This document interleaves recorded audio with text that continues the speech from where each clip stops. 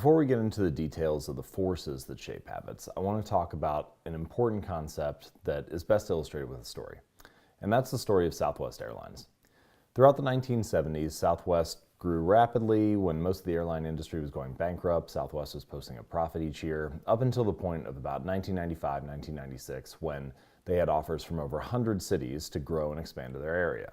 Now, if you think about this from a business standpoint, this is a great problem to have, right? You have over 100 cities that are asking for you to expand. Most businesses would say, take advantage, right? Like, grow while you can. You don't know what the future is going to look like.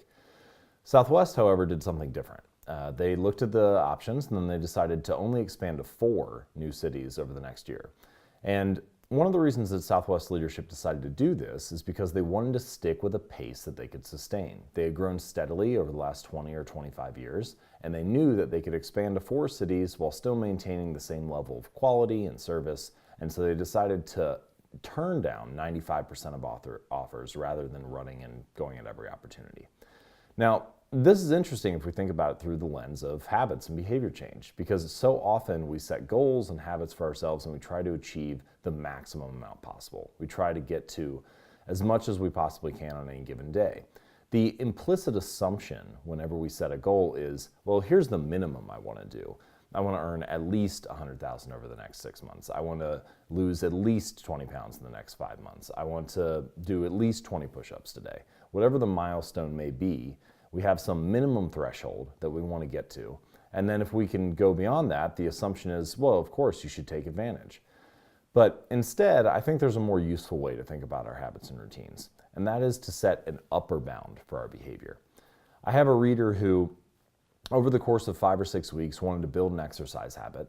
And instead of trying to bite off more than he could chew or getting really motivated and going to the gym as much as possible, he decided, I'm going to go to the gym each day, but I'm not going to stay for more than 5 minutes. And once I get to 5 minutes, then I'm going to leave. And the interesting thing that happened was that over the course of those 4, 5, 6 weeks, he started showing up at the gym and he was like, I'm here all the time. I kind of feel like staying longer. And that's the complete opposite of what most people do when it comes to building a new habit, right? He focused on building the habit first, on showing up consistently, and then once he showed up in a routine fashion, then he focused on improving and optimizing.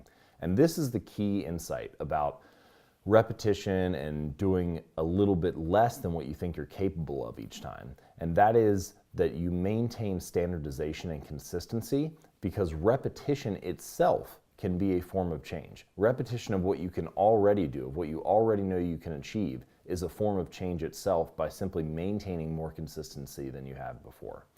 And you have to standardize a process first before you can optimize it. There can be no optimization without standardization.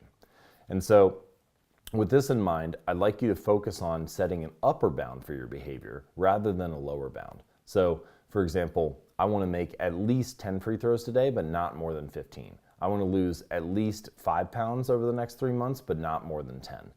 By setting this kind of upper limit for yourself, you provide the opportunity to not only show up on days when you feel good, but also show up on days when you feel bad, because you're simply focusing on showing up and building the behavior rather than on achieving the most possible.